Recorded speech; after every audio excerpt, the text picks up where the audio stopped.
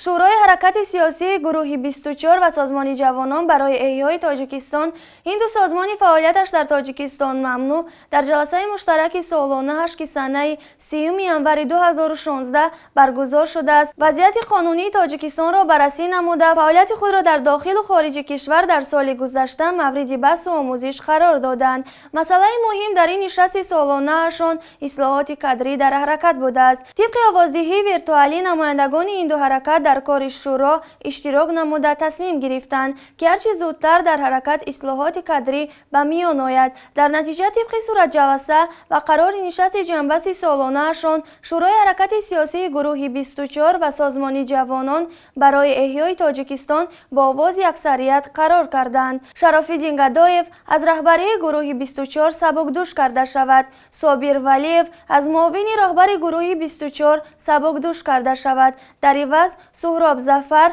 رهبر گروه 24 انتخاب گردد. حسین اشورف معاون رهبر گروه 24 انتخاب گردد.